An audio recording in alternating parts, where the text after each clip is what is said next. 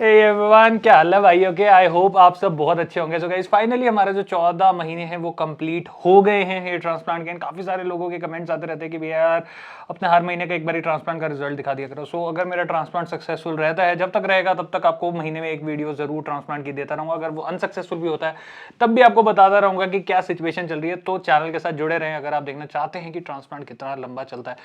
सो भाई, उसके अलावा सबसे ज्यादा डिमांडिंग क्वेश्चन हमारा ये आता है कि भैया यार आप शैम्पू कौन सा यूज करते हो, क्योंकि shampoo plays a very important role. क्योंकि अगर मैं सही मायने में बोलूँ तो मेरे बाल भी शायद इसी वजह से गए, क्योंकि शायद मैंने अपने बालों की केयर नहीं करी। एक बेवकूफ इंसान की बात मान ली जो कि खुद आज गंजा है, क्योंकि भाई उसके बाल होते थे सिल्की स्मूथ और लड़कियां उसके बालों पे बहुत ज्यादा मरती थी। तो मैंने उससे पूछा था कि भाई क्या राज है तेरे इन सिल्की स्मूथ बालों का। तो भाई उसने बोला मैं हफ्ते में एक ही बार शैम्पू करता हूँ, मैं सर नहीं धोता।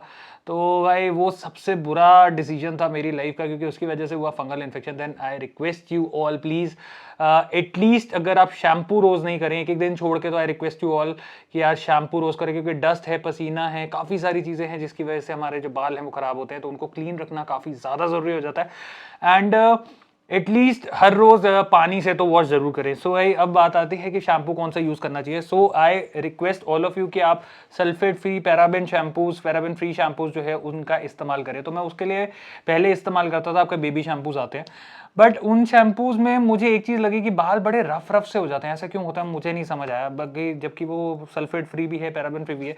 Then I tried this. तो ये है आपका मैन मैटर्स का एंटी हेयर फॉल शैम्पू। भाई ये यूज करने के बाद आज मेरे ख्याल से मेरे को 9 या 10 महीने हो रहे हैं।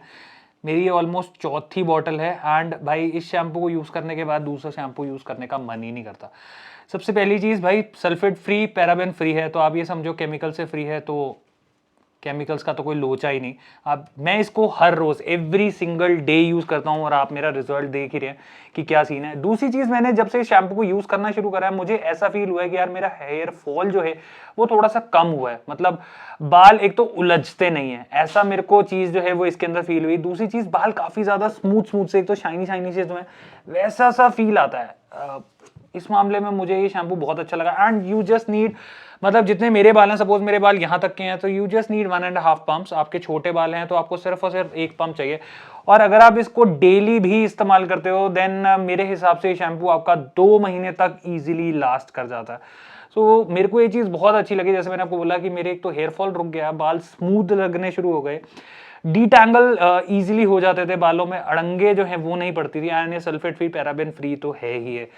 अब दूसरा जो मेन क्वेश्चन आता है कि भाई आप अगर सपोज डैंड्रफ है, जैसे मेरे को एक डैंड्रफ का इशू तो है ही है, जैसे मैंने बोला मेरे को फंगल इन्फेक्शन हुआ था, उसके लिए तो मैं एक स्पेशल शैम्पू है जिसका इस्तेमाल करता हूं और काफी हार्श है, जिसको अभी लास्ट में बताऊंगा।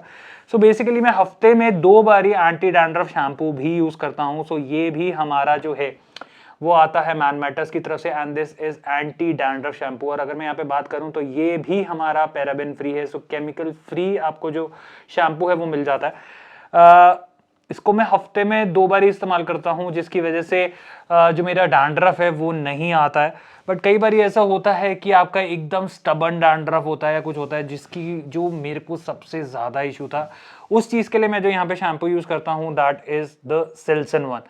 सो ये शैम्पू अगर आपको डर्माटाइटिस की प्रॉब्लम है या आपको फंगल इन्फेक्शन की प्रॉब्लम है, या आपका इतना ज्यादा डैंड्रफ जो है वो बढ़ चुका है कि वो जा नहीं रहा, then I would really suggest you guys कि आप इसको यूज करें। और इसको हफ्ते में, अगर आपका लाइक स्टबन है तो आप स्टार्टिंग में 2 बार यूज करें, देन उसके बाद आप वीक में 1 बार भी कर सकते हैं।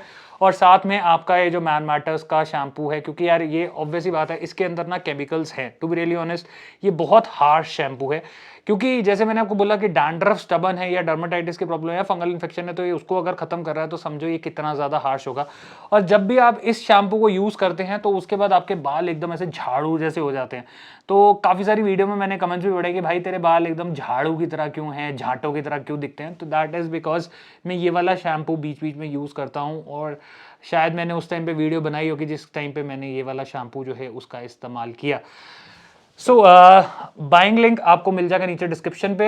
आई वुड रिकमेंड, अगेन मैं बोलूंगा, रोज आप एटलीस्ट दिन में 1 बार ही अपना जो हेड वॉश है उसको करें, ताकि आपके बाल जो हैं वो फालतू के पॉल्यूशन, डस्ट और केमिकल से बच सके। क्लीन रखना बालों को बहुत ज्यादा जरूरी है। Then I would recommend you anti hair fall shampoo जो कि आता है मैन मैटर्स की तरफ से, मुझे बहुत ही अच्छा लगा।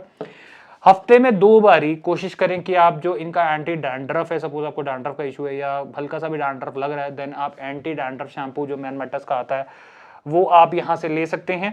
एंड अगर आपको बहुत ही स्टबन डैंड्रफ है और आप चाहते हैं कि आपको वो हट जाए, फंगल इन्फेक्शन का प्रॉब्लम है या डर्मेटाइटिस का प्रॉब्लम है, then I would recommend this Selsun shampoo. And guys, मैनमेटस का एक बेनिफिट ये है कि यार आप वहाँ पे डॉक्टर की कंसल्टेंसी जो है वो फ्री में ले सकते हैं। सो अगर आपको बाल्डिंग की इशू है, आपके बाल जा रहे हैं, तो आप डॉक्टर से कंसल्ट करके उनको अपनी सिचुएशन दिखा के उनसे मेडिकेशंस जो है वो प्रिस्क्राइब करा सकते हैं, जो कि आपका फ्री ऑफ कॉस्ट रहता है। ऑलमोस्ट 500-700 रुपये पर विजिट जो है वो आपका बच जाता है। सो चलते हैं हेयर ट्रांसप्लांट का रिजल्ट दिखाता हूँ आपको कैसा है एंड देखते हैं क्या कंडीशन है हमारी। ओके गाइज, सो सबसे पहले यार आप मेरा डोनर एरिया देख लो। एक्चुअल में सारा जो साइड्स हैं जहाँ से बाल निकाले गए हैं, जहाँ से एक्चुअल में हमारे जो हेयर्स हैं सारे के सारे निकाले गए हैं, वो आप एरिया देख सकते हैं। कैसा ये एरिया लग रहा है। और अगर मैं बात करूं तो सेम वही सिचुएशन है मेरी, क्योंकि ये एक एरिया ऐसा है जो कि ऑलमोस्ट 4 या 5 महीने के बाद चेंज नहीं होता है। आपकी जो सिचुएशन होती है वैसी की वैसी ही आपको कंटिन्यूअस एवरी मंथ उसके बाद जो है वो देखने को मिल जाती है। सो आप यहाँ पे देख सकते हैं हमारा पूरा डोनर एरिया। 2 नंबर की कटिंग जो है मैंने करा रखी है। स्टिल मैं बोलूँगा कि अगर ये थोड़े से और बाल बड़े होंगे तो थोड़ा छुप जाएगा। ओके, सो अब बात कर लेते हैं भाई ट्रांसप्लांटेड हेयर की। सो हेयर की कंडीशन अगर आप देखेंगे तो मैं आपको चारों तरफ से आगे पीछे करके सारी तरफ से दिखा रहा हूँ। मैं पार्ट करके भी आपको दिखा रहा हूँ, हाथ मार मार के भी दिखा रहा हूँ, क्योंकि बहुत ज़्यादा लोगों के बार बार ये कमेंट्स आते हैं कि भाई ये तो फाइबर लगा रहा है। अब भाई इतना फाइबर अगर मैंने लगाया है तो भाई मैं आपको सबसे पहली चीज़ हाथ मार के तो दिखा नहीं सकता, क्योंकि फाइबर ऐसे हट जाता है। दूसरी चीज़ मैं आपको प्रॉपर स्कैल्प दिखा रहा हूँ। अगर मैंने फाइबर लगाया होगा तो वो प्रॉपर स्कैल्प पे बैठ जाएगा, जिसकी वजह से जो हमारा स्कैल्प है वो नहीं दिखता, वो काला काला दिखता है और उसकी वजह से बाल जो है वो भरे भरे दिखते हैं। बट मैं क्या कर रहा हूँ, मैं यहाँ पे आपको कंघी मार के दिखा रहा हूँ, आपको हाथ मार के दिखा रहा हूँ, आपको पार्ट करके दिखा रहा हूँ, आपको A to Z full detail में एक एक चीज जो है उसको दिखा रहा हूं। तो मेरे हिसाब से इससे ज्यादा कंफर्मेशन देने की जरूरत नहीं है और मेरे पे फालतू के इल्जाम मत लगाया करो भाई। मेरे हिसाब से डिसेंट रिजल्ट है एंड इट्स बीन 14 मंथ्स। तो यार 14 मंथ्स के हिसाब से आप मेरे बालों की कंडीशन भी देख सकते हैं, काफी लेंथ हो चुकी है बालों की।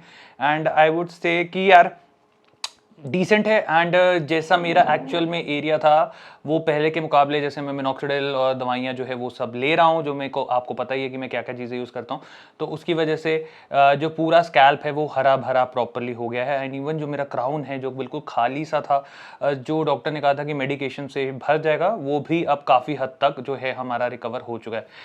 सो गाइस, आपने ट्रांसप्लांट का रिजल्ट देखा। आई होप आपको जो रिजल्ट है वो बढ़िया लगा हो। मेरे हिसाब से तो इट्स अ डिसेंट रिजल्ट। मुझे कहीं से कमी नहीं दिख रही है। जैसे मैंने बोला कि मेरा जो ग्रेड 6 बाल्डनेस थी उसमें एक्चुअल में ऑलमोस्ट 6,500-7 हज़ार ग्राफ जो है उसकी ज़रूरत थी। तो अभी भी मैं ऑलमोस्ट 1300-1500 ग्राफ जो है वो कम हूँ। अगर मेरे 1300-1500 ग्राफ और यहाँ आगे की तरफ लग जाएं तो मेरे हिसाब से जो हमारा ट्रांसप्लांट का रिजल्ट है वो और ज़्यादा बेटर होगा। अगले महीने देखते हैं क्या कुछ कमी दिखती है, क्या कुछ और बेटर होता है, तो वो मैं आपको बताऊंगा। सो मिलते हैं एक नई वीडियो के साथ। Till then take care, God bless, bye bye.